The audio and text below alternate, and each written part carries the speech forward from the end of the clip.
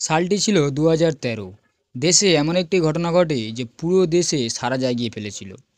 TV, সংবাদ মাধ্যম সমস্ত জায়গায় এই ঘটনা শোনা যাচ্ছিল। কিন্তু যখনই অপরাধী ধরা পড়ে সে তখনই বিজয়ী চিহ্ন দেখাতো সবাইকে। সে মনে করতো যে সে কোনো অপরাধী করেনি, বরং সে এমন কিছু করেছে যার ফলে সে বিজয়ী হয়েছে। এটা দেখে সাধারণ মানুষের মনের খুবই রাগ হতো। গল্পটি আপনিও শুনলে আপনারও হয়তো রাগ হবে। তো নমস্কার বন্ধুরা, আমি কুণাল আর আপনাদের স্বাগত জানাই ক্রাইম স্টোরি বেঙ্গলিতে। আশা করছি আপনারা সবাই ভালো আছেন। আজকের যে গল্পটা আপনাদের সাথে শেয়ার করব সেটা হলো ভয়ানক প্রীতি রাঠি অ্যাসিড অ্যাটাক। বন্ধুরা, একটা সুস্থ জীবনের স্বপ্ন নিয়ে বেরিয়েছিল একটা মেয়ে, কিন্তু ফিরে আসলো কি? তার শবদেহ। স্বপ্ন দেখা ও সেটাকে পূরণ করা কি অপরাধ? আর সেই স্বপ্ন পূরণে সফলতার জোরে ও কি কাউকে এইভাবে প্রাণ হারাতে হবে? গল্পটি শুরু হয়েছিল রাজধানী শহর দিল্লির। দিল্লির একটি সামান্য পরিবারের মেয়ে প্রীতি রাঠি, যে কিনা নার্সিংয়ের কোর্স করেছিল আর সরকারি পরীক্ষার প্রস্তুতিও নিচ্ছিল, এমনকি অনেক চাকরির পরীক্ষাও দিয়েছিল সে। এইভাবে একদিন একটা পোস্টম্যান আসে তার বাড়িতে আর একটা চিঠি দেয়। চিঠিটা দেখে প্রীতি আনন্দে উৎফুল্ল হয়ে ওঠে। চিঠিটা দেখে সে তার আনন্দ ধরে রাখতে না পেরে মেয়েটি তার পুরো পরিবারকে জানায় সে একটা চাকরি পেয়েছে আর তার প্রথম পোস্টিং মুম্বাইতে হয়েছে। আসলে চিঠিটা ছিল প্রীতি জয়েনিং লেটার। সেখানে তার জয়েনিং কোথায় হবে, কবে হবে, সব কিছুই লেখা ছিল। জায়গাটি ছিল দিল্লি থেকে অনেকটা দূরে, মুম্বাইতে। তাই তার পরিবার তাকে বলে যেদিন সে জয়েনিং হবে সেই দিন তারা তার মেয়ের সাথে যাবে। দিনটা ছিল 1 মে 2013। মুম্বাইতে জয়েনিং দেওয়ার জন্য প্রীতি ও তার কাকি সুনিতা ধাইয়া, কাকা বিনোদ ধাইয়া ও সঙ্গে বাবা অমর সিং রাঠি নিজামুদ্দিন রেল স্টেশনে অপেক্ষা করছিল গরিব রথ ট্রেনের জন্য, যার ছাড়ার সময় ছিল 3:40-এ। সময় মতো ট্রেনটা চলে আসে আর তারাও ট্রেনে উঠে যায়। প্রীতি প্রথমে তাদের সিট খোঁজে ও কাকু কাকিমার সাথে বাবার জায়গা করে দেয় ও নিজে সেখানে বসে পড়ে। মনে খুবই আনন্দ ছিল, সেটা ফুটে উঠছিল প্রীতির মুখে। গরিব পরিবারের মেয়ে যে চাকরি পেয়েছে, এবার হয়তো তার পরিবারের সুখের একটু মুখ দেখবে। এটা ছিল তার খুশির মূল কারণ। ট্রেনে বসার পর সব কিছুই ঠিক ছিল। ট্রেনে সেদিন একটু বেশি ভিড় ছিল। তার মধ্যে একটা ছেলে যে মাথায় সাদা টুপি পরে ও মুখে একটা গামছা বেঁধে যাতে কেউ না তাকে চিনতে পারে, সে শুধুই সেই চলন্ত ট্রেনের মধ্যে প্রীতির বগির কাছে আসতো আর চলে যেত। এইভাবে রাত হয়ে যায় আর আবারও ছেলেটি সেখানে আসে। এবার প্রীতির বাবা তাকে জিজ্ঞাসা করে যে কিছু সমস্যা হয়েছে কিনা। প্রীতির বাবা তাকে বলে, তুমি বারবার এখানে আসছো আর চলে যাচ্ছ, কিছু কি সমস্যা হয়েছে? ছেলেটি চুপচাপ সেখান থেকে চলে যায়, যেন কিছুই হয়নি। মোটামুটি 15-16 ঘন্টা পর ট্রেনটি মুম্বাইয়ের বান্দ্রা স্টেশনে পৌঁছায়। এরপর সকাল 7:45-এ ট্রেন থেকে নেমে সবাই খুশি খুশি তাদের গন্তব্যের দিকে যাত্রা শুরু করে। সারা রাত ট্রেন জার্নিতে তারা খুব ক্লান্ত ছিল। প্রীতি দুপা পিছনেই ছিল তার বাবা ও কাকুদের থেকে। এরপর হঠাৎই একজন প্রীতির কাঁধে হাত রাখে। প্রীতি পিছনে ঘুরে যখন ছেলেটির চোখে চোখ রাখে, তখনই সেই ট্রেনে মুখে গামছা বাঁধা ছেলেটি তার হাতে থাকা কৌটোটাকে প্রীতির মুখের ওপর ঢেলে দেয় আর পালিয়ে যায়। তারপর কিছু সেকেন্ডের মধ্যে প্রীতির মুখে জ্বলন শুরু হয়ে যায়। জ্বলন এতটাই ছিল যে প্রীতি খুব জোরে সেখানে চিৎকার করতে থাকে। আর কান্নার চিৎকার শুনে প্রীতির বাবা ও কাকু কাকিমা ছুটে আসে আর হাতে যা কিছু কাপড় জামা ছিল তা দিয়ে প্রীতির মুখটাকে মুছতে শুরু করে।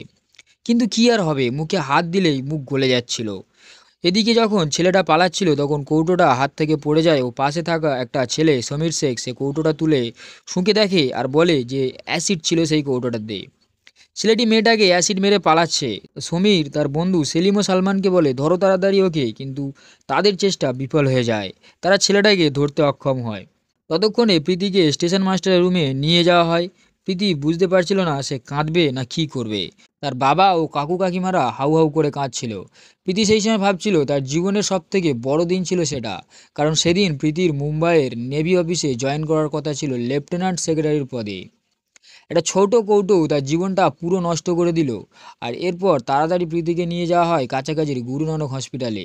সেখানে তার চিকিৎসা শুরু হয়, কিন্তু ওই হসপিটাল ওই চিকিৎসার জন্য যথার্থ ছিল না। তাই কিছু ঘন্টার মধ্যে তাকে মসিনা হসপিটালে ট্রান্সফার করা হয়। অ্যাসিডটা খুবই হাই পাওয়ারের ছিল, তাই সময় যত যাচ্ছিল ততই তার শরীর গলে যাচ্ছিল। ডাক্তাররা তাকে কিছু জিজ্ঞাসাবাদও করেছিল, কিভাবে হলো, কেন হলো, কে করলো এইগুলো। এরপর 2-3 দিন চলে যায়। পুলিশ সেখানে আসে, জিজ্ঞাসাবাদও করে, প্রীতিকে প্রশ্ন করার চেষ্টা করে। সে কিছুই বলতে পারছিল না, কারণ অ্যাসিডের জন্য তার ভোকাল কর্ড নষ্ট হয়ে গেছিল। প্রীতি লিখতে পারছিল তখনও পর্যন্ত। সে পুলিশকে লিখে জানায় যে এই ঘটনাটি যদি কেউ ঘটাতে পারে তারা হলো সত্যম, অঙ্কু আর পবন। প্রীতি তার বাবা মার সাথে লিখেই কথা বলছিল। প্রীতি আরও বলে জীবনের সব থেকে ভালো দিন ছিল তার, কিন্তু কি ঘটে গেল, কে করলো এই কাজ, আমি তো কারো কোনো ক্ষতি করিনি। এরপর এই ঘটনাটি পুরো দেশে ছড়িয়ে পড়ে, মানুষ পথে নামে প্রতিবাদ করে ছেলেটির বিরুদ্ধে। ছেলেটি কে ছিল, কেন এই কাজটা করলো, যেই ছিল ছেলেটা তাকে তাড়াতাড়ি শাস্তি দেওয়া হোক, কঠোর থেকে কঠোর শাস্তি দেওয়া হোক। তারপর একদিন প্রীতির বোন তনুর কাছে ফোন আসে পবনের। পবন জিজ্ঞাসা করে, তোমার বোন প্রীতি ভালো আছে তো, তোমরা সব কেমন আছো? তার ফোনটা যেন অবাক করে দেয় প্রীতির বাবাকে। তার বাবা অমর সিং রাঠির মনে সন্দেহ যোগায় পবনের এই ফোনটা। প্রীতির বাবা পুলিশকে জানায় পবনের ফোনের ব্যাপারে। আর এই পবন প্রীতির দেওয়া স্টেটমেন্টে তিনজনের মধ্যেই একজন ছিল। তারপর 9 মে 2013 পুলিশ পবনকে গ্রেপ্তার করে ও ভয় দেখিয়ে জোরপূর্বক জিজ্ঞাসাবাদ করে, কিন্তু কোনো সাফল্য আসেনি তাতে। কারণ সেদিন পবন না দিল্লিতে ছিল না মুম্বাইতে ছিল, সে ছিল রোহাতে। তাই পুলিশ তাকে ছেড়ে দেয়। এদিকে প্রীতির চিকিৎসা হচ্ছিল মুম্বাইতে। দিনের পর দিন তার শরীর আরও খারাপ হচ্ছিল।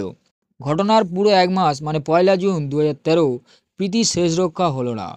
মাল্টি অর্গান ফেলিওরের জন্য তার জীবন সেখানেই শেষ হলো। এই মৃত্যু ঘটনাটি যখন জানাজানি হয় তখন সাধারণ মানুষের মনে আরও রাগ বেড়ে যায়। প্রীতির বডিকে মুম্বাই থেকে দিল্লিতে নিয়ে আসা হয় ও তার অন্তিম প্রতিবাদ মিছিল বের করা হয় তার শবদেহ নিয়ে। তারপর ধৈর্যের বাঁধ ভেঙে যায় প্রীতির পরিবারের ও সাধারণ মানুষের। তারা ধর্ণা দেয় ও সিবিআই তদন্তের দাবি তোলে। তারা বলে পুলিশ ঠিক করে তাদের তদন্ত করছে না এই কেসটার। এরপর দিল্লি সরকার এই কেসটাকে মুম্বাই সিআইডির হাতে তুলে দেয়। এরপর যখন সিআইডি মুম্বাই থেকে দিল্লি আসে, অনেক লোককে জিজ্ঞাসাবাদ করে, তদন্ত করে, তখনই একটা মেয়ে সিআইডিকে জানায় যে হতে পারে এই ঘটনাটি অঙ্কুর পাওয়ার ঘটিয়েছে। কারণ এর আগে অঙ্কুর প্রীতিকে বারবার ভালোবাসার প্রস্তাব দিয়েছে আর বলেছে, আমি তোমাকে বিয়ে করতে চাই আর তোমার সাথে জীবন কাটাতে চাই। কিন্তু প্রীতি তাকে সোজা সোজা মানা করে দেয় আর বলে সে যেন নিজের কাজ করে, নিজের পড়াশুনো করে ও লাইফে এগিয়ে যায়, প্রীতিকে যেন ভুলে যায়। প্রীতি ও অঙ্কুরের মধ্যে ঝামেলা হয় এই ঘটনা নিয়ে। এই ঝামেলাটি তখনই বাড়ে যখন প্রীতির চাকরির খবর আসে। অঙ্কুরের বাবা মা তাকে জানায়, দেখো প্রীতি কত এগিয়ে যাচ্ছে। অঙ্কুরের বাবা মার কথায় অঙ্কুর আরও রেগে যায়।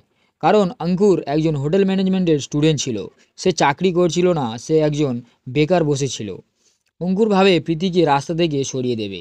সিআইডি যখন তাকে জিজ্ঞাসাবাদ করে তখন অঙ্কুর তাকে অনেক গল্প বলে, কিন্তু সিআইডি যখন অঙ্কুরের 1 মের ফোন লোকেশন ট্র্যাক করে তখন দেখায় যে সে মুম্বাইতেই ছিল আর বান্দ্রা স্টেশনেও ছিল। তাই সিআইডি ভাবে এ অপরাধী হতে পারে। সেদিন স্টেশনে যে 3জন ছেলে ছিল, সমীর শেখ, সালমান শেখ ও সেলিম শেখ, যারা তার পিছনে দৌড়েছিল ধরার জন্য, সেই দৌড়ে যখন অঙ্কুরের গামছা কিছুটা হলেও সরে যায় তখন তারা অঙ্কুরের খানিকটা মুখ দেখতে পায়। তাদের দিয়ে সেই মুখের স্কেচ বানানো হয় আর সেটা অঙ্কুরের মুখের সাথে প্রায় ম্যাচ হয়ে যায়। সিআইডি অঙ্কুরকে গ্রেপ্তার করে। এরপর 2-3 বছর কেসটা আদালতে চলে। এবার মুম্বাই সেশন কোর্টে জজ সাহেব এই মামলার অঙ্কুরকে মৃত্যুদণ্ড বা ফাঁসির সাজা ঘোষণা করে। ভারতবর্ষে এটা প্রথম অ্যাসিড কেস যার শুনানিতে ফাঁসি দেওয়া হয় অপরাধীকে। জজ সাহেব এও বলেন যে মেয়েটা 1 মাসের আগেই মরে যেত যদি তাকে তার মুখটাকে আয়নায় দেখানো যেত। তাই জজ সাহেব এই নির্মম হত্যার জন্য অপরাধীকে ফাঁসির সাজা শোনায়। যখন ফাঁসির সাজা শোনানো হচ্ছিল তখন অঙ্কুর বিজয়ী চিহ্ন দেখাচ্ছিল, যেটা থেকে সারা দেশে তার জন্য আরও রাগ বেড়ে যায় ও ঘৃণা বেড়ে যায়। এরপর অঙ্কুর সেশন কোর্ট থেকে হাইকোর্টে অ্যাপিল করে আর সেখানে তার ফাঁসির সাজা বদলে যাবজ্জীবন কারাদণ্ড দেওয়া হয়। কিন্তু তখন অঙ্কুরের বিজয়ী চিহ্ন দেখানো বন্ধ হয়নি। মানুষের মনে অঙ্কুরকে নিয়ে আরও ঘৃণা ও বিদ্বেষ জেগে যায়।